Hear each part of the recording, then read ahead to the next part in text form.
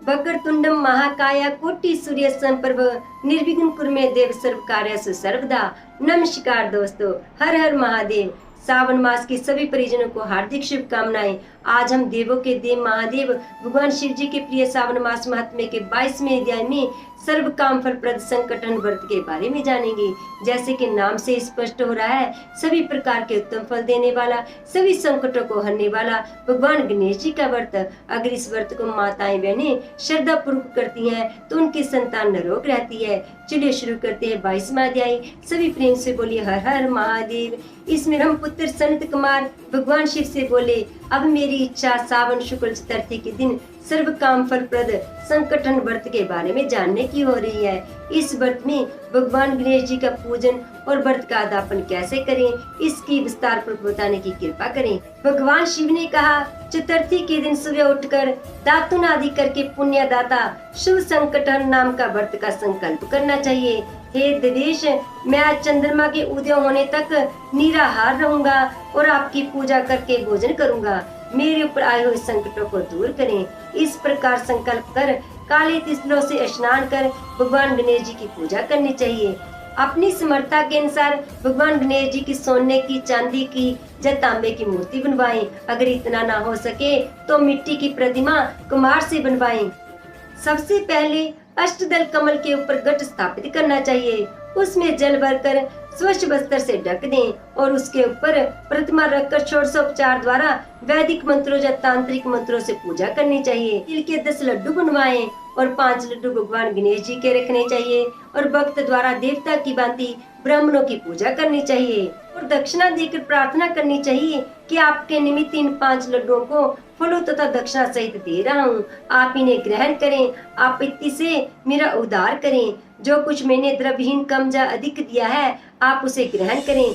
हे विप्र रूप गणेश्वर, वह सब परिपूर्ण हो। इसके बाद ब्राह्मणों को स्वादिष्ट भोजन कराना चाहिए और चंद्रमा को अर्घ्य देना चाहिए। इस प्रकार विधि पूर्वक व्रत करने वाले पर गणेश जी प्रसन्न हो जाते हैं और मनोवांछित फल प्रदान करते हैं। इस व्रत के करने से विद्यार्थी को विद्या, धनवान को धन और पुत्र की अभिलाषा करने वाले को पुत्र की प्राप्ति होती है।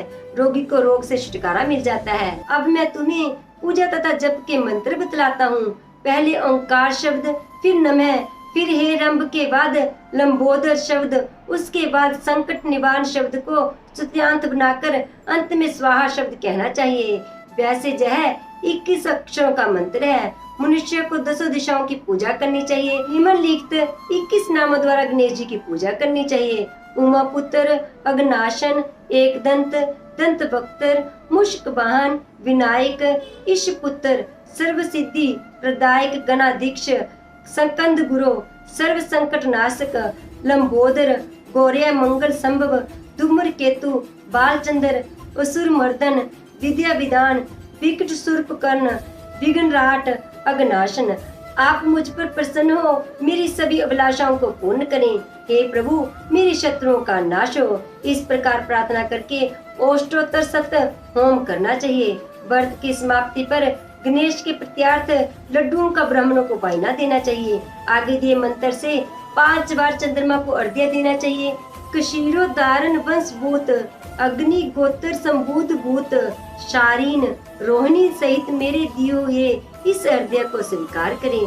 तत्पश्चात ब्राह्मणों को स्वादिष्ट भोजन करवाना चाहिए, फिर स्वयं भोजन करना चाहिए। 4 मास तक यह व्रत करने के बाद 5वें मास में अर्पण करना चाहिए। साधक को पहले वक्रतुंड की शक्ति अनुसार मूर्ति बनानी चाहिए।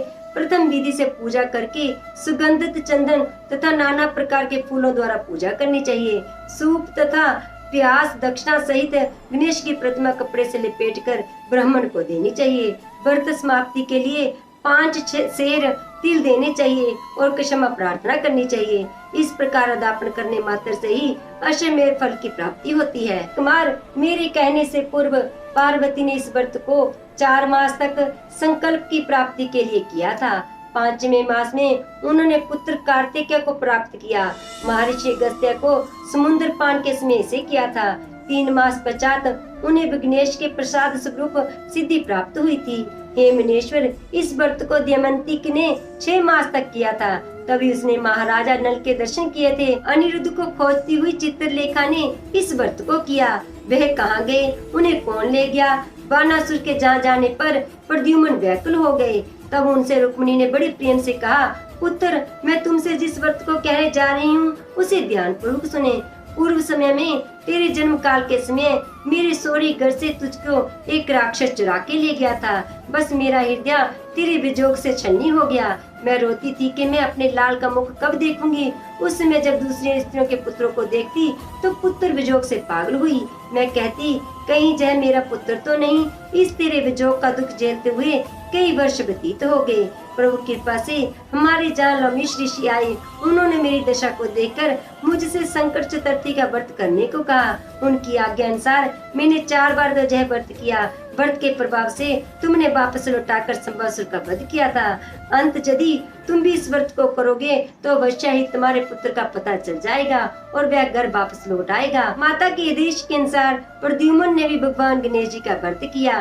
तभी नारद जी ने आकर उनको बताया कि अनिरुद्ध बानासुरपुरी में है। उस समय प्रद्युम्न बानासुरपुरी में गए और बानासुर को सैन्य सहित जीतकर अपने पुत्र को पुत्र वधु सहित ले आए। प्राचीन काल में दूसरे देवताओं ने भी भगवान गणेश जी का व्रत किया। मृत्यु लोक में भी इस व्रत के समान सिद्धि देने वाला और कोई व्रत नहीं है। अधिक कहने से क्या लाभ।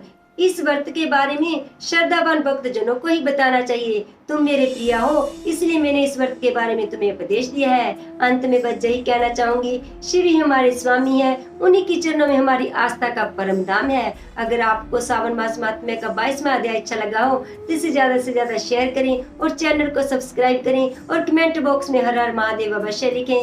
मिलते हैं एक और अध्याय के साथ। हर हर महादेव।